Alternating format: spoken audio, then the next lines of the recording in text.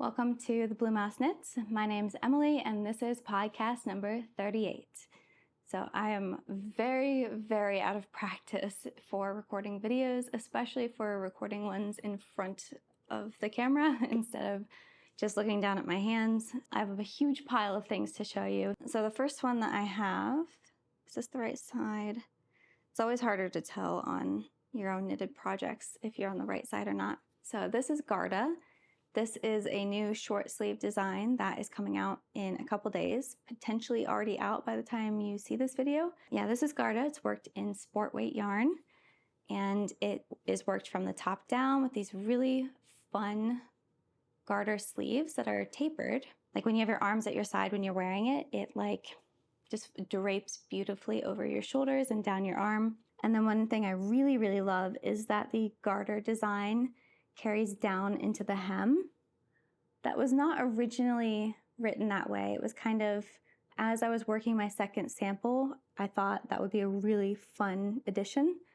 So you can see at the underarm, I don't know how well you can see it actually, but you join at the underarm and then you kind of start increasing and decreasing equally so that the stockinette section in between the garter grows and the garter gets smaller until you get down to your hem. So you start out at the top with just a little bit of stockinette for your underarm, and then you kind of increase in the stockinette as you're decreasing your garter. So you can see that your garter section goes from, 20 stitches or however many it is down to like 4. So it just creates an extra level of detail instead of just working plain stockinette. And then you get down to the hem and it's this really fun, like a chevron, lacy hem, and when you're blocking it you want to kind of pin down the bottoms to accentuate the points. You end by picking up the neckline and working it, and it creates just a very subtle knit neckline. Yours may roll a little bit more, or you could knit it in rib. A couple of my test knitters did that. So yeah, I really love this one. I'm very proud of it. It was a design from, I think, a couple years ago that I reworked, and now I'm actually finally very happy with it. Now, the other 3 things I have done, I keep wanting to call this Sea Berry because it's striped, but that's not it. That's a different one. This is Emberglow. It is a bulky top-down raglan sweater, and I knit it with a double thick neckline and a double thick cuff. I'm speed running through my finished objects because I feel like we've talked about this a few times. Let's get to the more interesting and new things, I guess. This is Mossy Cove. It is a balaclava that is worked from the bottom up, and also I'm big into double thick cuffs, I guess you could say. It has a double thick neckband, and it uses some short rows to create a little bit of extra coverage around your chin while avoiding extra baggage, I guess, in the back of your head. So huge fan of this one. My husband and I wore these all winter long last year. And then finally, this is Monterosso. It's a bandana cowl, so it's longer in the front and shorter in the back, as you might be able to tell here. Yeah, this one was one of my favorite things I've ever made. It was a challenge to learn how to create this shape. It kind of starts out like a shawl, but then you join in the round, and I still can't quite conceptualize how that makes it turn into this shape, but it does. So this pattern is fully written and fully charted. I love this pattern. It's been way too warm here to wear it, but we're almost in October and I think it's finally gonna be cooling down enough so I can wear it, which I am so pumped about. I also made it in a light pink color, which I might give to my mom. I think she wears that color better than I do. I have 2 more things that are finished but won't be out for a while because they're in testing. So one of them is actually the thing I'm wearing. It's this cardigan. I'm pretty sure I'm gonna call it Emerald Grove. So I'll let you know when it goes into testing. Sorry, I'm very distracted because my puppy's playing with his ball. This one comes in a couple different options. So it's heavily based around I-cords. It has I-cord ties, which I'm going to be trying some kind of like starch spray on one version of this to see if I can get them to be a little less droopy. But yeah, it has an I-cord edging, which you can kind of see here, 2 I-cord ties, an I-cord hem, and I-cord sleeves. sleeve cuffs. This pattern has 3 sleeve options, so this is the normal long sleeve tapered version. So my favorite way of doing a long sleeve tapered design is to work some of the decreases in one round of the sleeve cuff, so it gets a little bit of like a bunched effect. Not very much, but you can might be able to kind of see that. And then the rest you decrease slowly over the course of the whole length of the sleeve. It creates a very gentle taper, which I love. And the cuffs they're not tight, but they're not super wide either. There's a little bit of breathing room, I'd say, but they don't like immediately fall all the way down to your wrists when you lift them up. So this to me feels like a good compromise. So this is my first version, short sleeve. And for this one, I did it slightly differently than the final pattern is written. This one I started with an I-cord cast on, and then I picked up and knit up. And the sleeves were knit flat and then seamed together. And the body is also knit flat and then seamed, which is true on both versions, but this one started with an I-cord cast on. The thing that I had trouble with this version is getting the I-cord edges to look good when you seam them together. So to avoid that, with this version, where I did like a pick up and knit and I-cord bind off at the very end, and the sleeves were knit in the round. This is a seam edge right here. I picked up and knit the hem last. So this way I avoided that little tiny bump that I got from here after starting with an I-cord cast on. So it's a very minimal thing, but it just makes it look a little bit more polished in the end if the seam is uninterrupted at the bottom. So short sleeves, and I wanted to do them flat originally because I wanted to avoid working an I-cord bind off in the round. And I still have yet to find the perfect way to do that. I've tried a couple different versions. It just doesn't quite look perfect. This right here is the join. This right here is the join. So they don't look bad. This one is better. The first one I showed you is better.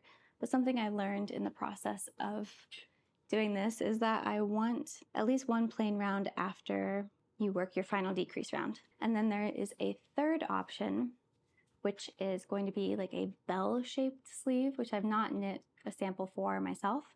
I probably won't because it's not really my preferred style of sleeve.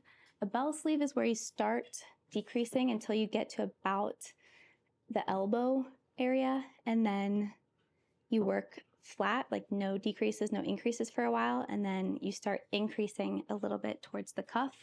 So it creates this like slightly flared out cuff. So I'm not really that familiar with that style, so hopefully it turns out okay. And then one more final thing, which I need your help on. I'm not sure how I feel about the buttons. So this is Atami. This is a finished pattern. This one is fully done. It's currently being test knit. It should be out in November. It's just a classic round neck, like crew neck style cardigan, worked entirely in stockinette. This is using Premier Yarns Cotton Sprout DK, which I love, although it does seem to start to pill a little bit. It's starting to pill already, and I've been wearing it a lot. So I usually try and wait to wear things often until after it's been released, because in case I need more photos or something, I don't want it to look very well worn. But it's been very cold in my office the past few weeks. I've just decided, screw it, I'm gonna wear it. So I've been wearing it pretty much every night when I've been in my office. I really love it. I think it's a perfectly classic shape. I love the color. I love the way that it sits. I had to redo it when I first knit it. The neckline was way too wide, and even though I had already seen the shoulders, which I shouldn't have done before, I should have pinned the shoulders together and tried it on to see if I liked the neckline, because I had already, I think, done one sleeve. So I was almost done with the project before I realized that I really needed to redo the neckline. So I ripped it out, restarted, at least from before that neckline shaping, and I'm much happier with it. It creates like a very high round neckline, which I love. And then when you aren't wearing it, when you're not wearing it buttoned, it just kind of sits a little bit lower, but still great. It's like very timeless, classic, modest even. I love it. I named it after a city in Japan that my husband and I visited this past May. It's just a really quiet, beautiful seaside town. I was very, very inspired by all the fashion in Japan. Everything is very like simple, but in the best way. Just like simple, classic, modest, modern. I loved it. Everything, the silhouettes were beautiful. A lot of the style I could not pull off, but everyone there was so well dressed and had beautiful color pairings, and I was very much inspired by all of that there. This was designed before I went to Japan, but felt like it fit the style there, so I wanted to name it after a place that we had been and somewhere not quite as popular as like Kyoto or Tokyo. So I'm very excited. We're going back in January to a couple different places. I'll have to design something fun after one of the places we go there as well. The thing that I'm unsure about with this pattern are the buttons. I've gotten very obsessed with buttons since designing this pattern. This was my first one that used buttons, I think, and it's hard to find really fun and good looking, like good quality buttons anywhere. I've been going to Etsy, and that's about the only place that I've found them. Like all the big box stores near me don't have good quality ones. They're just all really shiny plastic ones, which I didn't want for this. But when I look at the photos of this pattern that we took a few weeks ago, I just don't love the buttons. I love them on their own, but I don't know. I feel like they might be too vibrant brown, like they'd have too much of a contrast. So you tell me what you think. There's a bright light, so it's kind of hard to tell. But I'll insert a couple photos of what it looks like more realistically. Every day I've worn this for the past, like, not the whole day, but when I get into my office and it's cold for that few hours where it feels really cold, I've been wearing it and just keeping it in my office. It's a good way to check how well this yarn wears, and maybe I'll have to do a video in the future on how to get rid of pilling, because I do notice that this is starting to pill a little bit. And maybe that's common with cotton or certain kinds of cotton, I'm not sure. It's a very, very, very soft yarn, so I'm not surprised that it's pilling. And then I've been working on the second version. It's been on a break for a couple weeks though, because I've had other things to work on, but I've been working on a second version of Atami. Just a second, I guess, sample. It's going to be a gift, but it's in this really pretty light brown or tan color. So I have one sleeve. Yeah, I've got one sleeve done. I have part of a second one, and then I just need to do the neckband and I'll be done. The one that I've been working on most actively this week, since I took a break from my other projects to do this, is a pattern that if you've been following for a long time, you'll be familiar with potentially. This one has gone through so many different versions, but this is what it looks like, the final project. Now this actually doesn't look as bad as I thought it did, and the reason for that is I knit this sample last year, and then I could not figure out how to organize the charts and to grade all the math and everything with a charted, and especially a charted Colorwork yoke. I'm not very good at yokes, and especially ones that are charted, so I put it away for a while, and then I just recently blocked it and realized that I must have used the wrong needle size, because I knit a giant gauge swatch after this didn't work, and the gauge was fine with the needle size that was as I had written down, but I'm pretty sure I used a 5 instead of a 6, because when I was blocking this, I had to stretch it so harshly. Like I had to pull so hard and pin, and I don't know, it looks fine now, actually. I thought it was gonna look bad. I guess I haven't really analyzed it since I got it off the blocking mat. The one thing that's very stretched out is the kind of garter sections in between. I'm knitting a second version with the correct needle size this time, and following my newly written instructions that are fully graded and have hopefully the correct charts. So I'm following what's written to kind of double check it before I send it off to my editor in a couple weeks. It's given me a lot of trouble because I don't quite know how to condense it in an easy to read way. I'll show you. This is a It's like a stand that I found a few months ago, specifically for this pattern that I was following, that, you know, you can adjust how tall or how leaned back it is, and it has a clip at the top for your paper, and then you can move this, which kind of gives you like a row. You can use the bottom or you can use the blue line if it lines up to kind of keep track of where you are. I need this to be like a solid color though, so I think I'm going to either paint it with maybe nail polish or put like tape post-it notes to it so that I'm not distracted by what's underneath it, and I can just like line it up perfectly so it is either below or above where I need it to be. But yeah, the charts are what's keeping this pattern in slow progress. But I am on my second version right now, and I am, how many rows? Like maybe 10-ish rows away from separating for the sleeves. Pretty happy with it. I loved these colors, so that's what I'm going with again. I had originally bought yarn for this project in a different color and in a different brand altogether, because this is Rerum Natura Ulysses yarn, and it's kind of hard to get in the US. Usually you just have to have it shipped from somewhere with pretty pricey shipping. I went with a different version or a different kind of yarn first, but then I hated the color combo. I started knitting with it, and then I was like, I don't like these colors all together. So these are the colors that I chose. Firstly, they're gonna be like these colors, which they're fine. I think some people may really like them. And then I was gonna use this light color for like the garter sections in between each color. And then I started working on it, and I just hated it. I had spent so much like money on this yarn that I didn't want to scrap the project in these colors. But after sitting on it for so long, I was like, I just don't like it. And looking back on it, I actually think these look fine together as is. But once I was going to add the blue, I thought this was going to make it just not something I loved.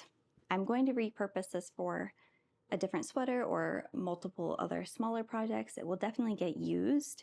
I just didn't love it for this design. I think I just should have gotten the main colors, these colors again from the start. So last week I ordered the actual colors, and the shipping was very fast, and I've been able to work on it this weekend and get almost down to the separating for the sleeves. And I just love it so much more. These are my colors right here. I absolutely love them. So I'm very happy with this. Hopefully once I am done with at least one sleeve, I will be able to send it off to my editor, because I'm fairly certain the math is pretty much correct. It's just trying to organize the charts for multiple sizes. You know, when you have like 100 rows of sleeves and then they're all charted and you're working decreases, so it's not like you can say just repeat this section, you know, X amount of times. I don't know what's an acceptable size for charts. You know, I want them to be big enough to be legible, but at the same time, I don't want the pattern to be 20 pages, which it was initially, because I kept trying to make it as clear as possible, and then I think that made it more confusing. So what I've done instead is condensed it quite a bit to now the pattern I think is 12 pages instead of 19 or 20. So hopefully it's easier to read. I'm gonna definitely go over it a few more times, and I don't know, maybe I'll make a video and ask your opinion on it in the future before I send it to editing and then test knitting. But the pattern is safe. It will be made and released at some point, because I just love it so much, and it makes me want to knit more yoke sweaters, even though it's not, you know, something I'm amazing at. That one's been very, very challenging. It's been like 5 or 6 years in the making, but we're getting very close to the finish line. It was my best friend's birthday last week, and I'm not done with this project, but it was intended to be a birthday gift. Now it'll just be a late one. So I did not realize, we've been friends for, oh my gosh, so long now. I did not realize until this year how vastly different our favorite colors are. So these are mine, and these are 2 of hers.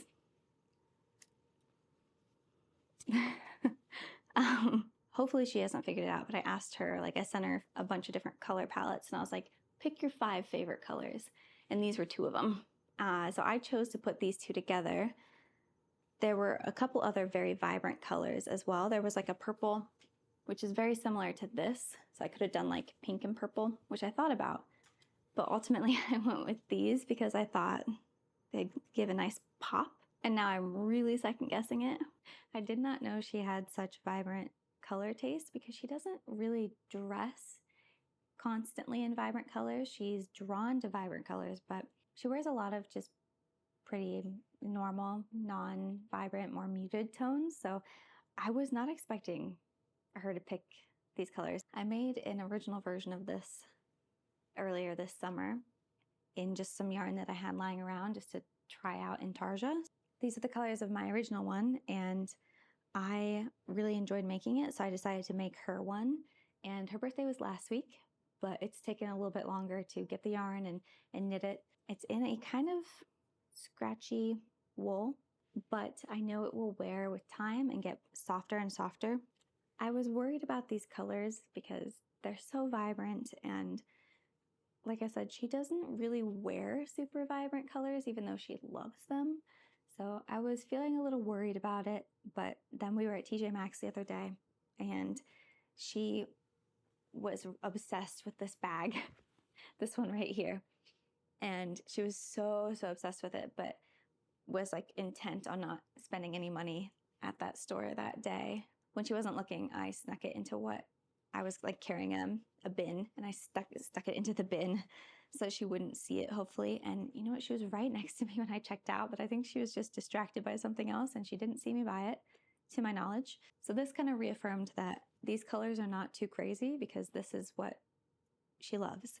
Even more so, we were decorating some cakes earlier this week, and we had like 4 or 5 different colors, and we each chose a couple colors, and the ones that she chose were very vibrant, and the cake she decorated had smiley faces on it and was very vibrant. So I think we're going to be okay. The only problem I worry about is that she might think it's too scratchy, which it's not that bad, but if you have sensitive skin, it's not soft. So, but it will become softer with time, the more she wears it, if she wears it. So I don't know. I'll put as much time and effort into it as I can. And if she doesn't like it, that's okay. We can always, donate it somewhere or something. But yeah, I'm on to the first sleeve, which is like a nightmare of strands of yarn because it's knit with 4 colors. So it's just like it's a mess. That's what I'm making. I'm pretty much following this prototype, although the gauge is different. So the pattern that I will eventually publish will be based off of this one instead of this. But this was just kind of like my guide. I was making it just for fun, just to have something to knit and to practice Intarsia with some leftover yarn. And one of my favorite elements of it that you might be able to see, I did a 3-needle bind off, but I made it so the seam shows, and I made it so that one shoulder is with one color and the other shoulder is with the other color. I thought that was a really fun detail. It makes it a little bit different. And the same thing with the neckband. You might be able to see that one side is with one color and the other side is with the other color. It will have a few buttonholes. It's like a very gentle slope to a V. So you'll just need some buttons for like here and below, so probably 3 or 4 buttons. And I'm not quite sure yet which ones I want. I bought a bunch of different buttons for it. Here are the colors, and I'm unsure which buttons. I went with a bunch of different versions because I wasn't sure what I wanted. I like the shape of these a lot. Kind of hard to show without the glare, but they're not quite the right color of pink. As you can kind of see, they're a little bit more yellow. This is a very cold pink. This is a warmer pink. Then we have these. I think these are one of my top picks. They don't quite match, but they're lighter and they're still pretty cool toned. And then finally, for the pink ones, I have these. So these could work because they're so light. Then we have these like green flowers, which I think these could be a really good contender. They are a different green, they're more vibrant.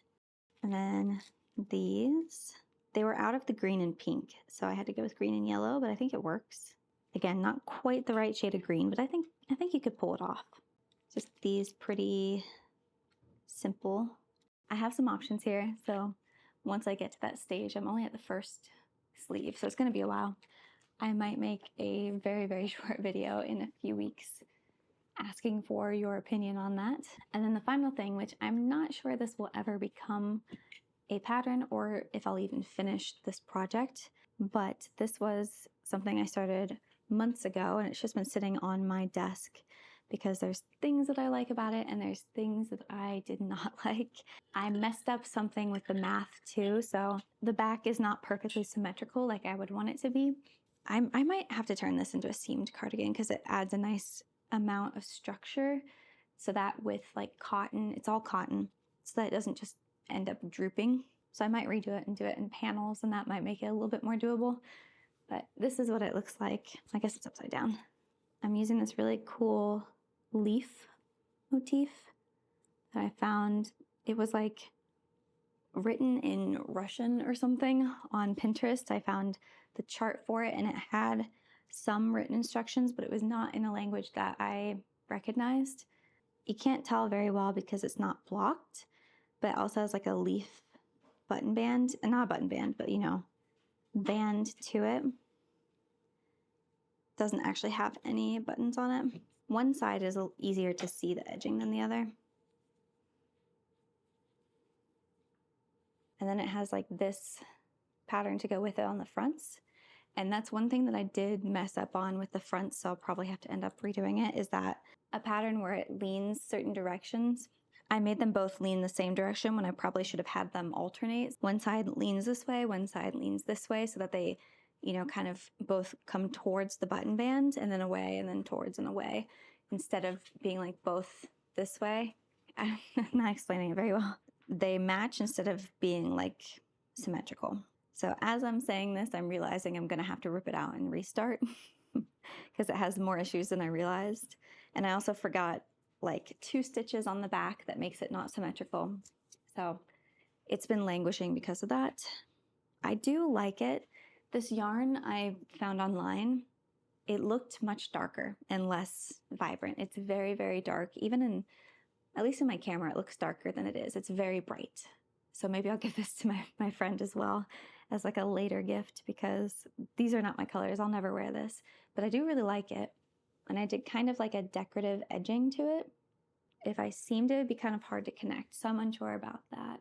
I know a lot of people don't like seamed projects, but the seam does add a level of structure that can help prevent it from drooping so much. This one's in timeout for a while, but I do like it and I would like to revisit it. It's very time intensive and it requires a lot of brain power because I'm following charts and it's very complicated.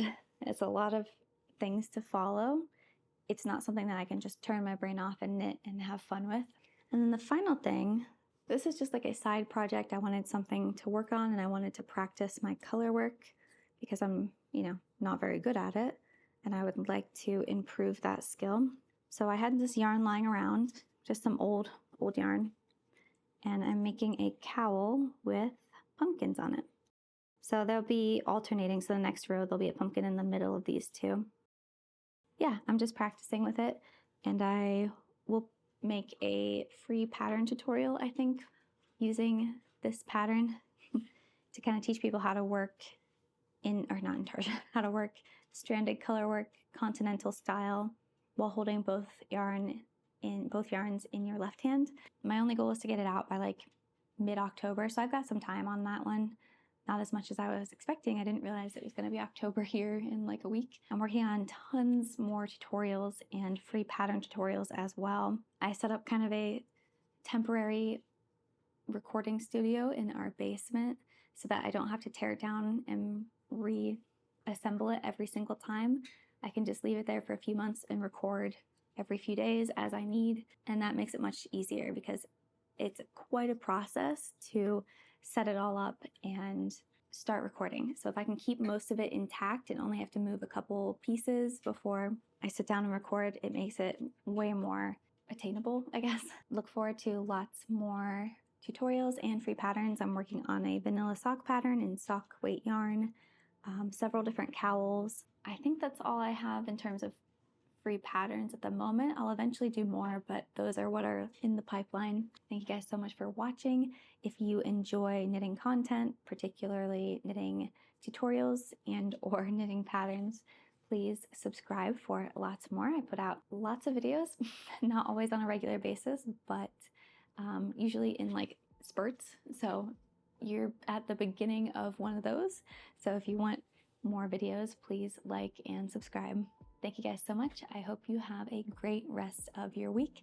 And remember to check out my new knitting patterns that are coming out on the 27th, the 4th, and the 11th. And the one that's already out, which is Monterosso. Thank you guys so much. I will see you next time.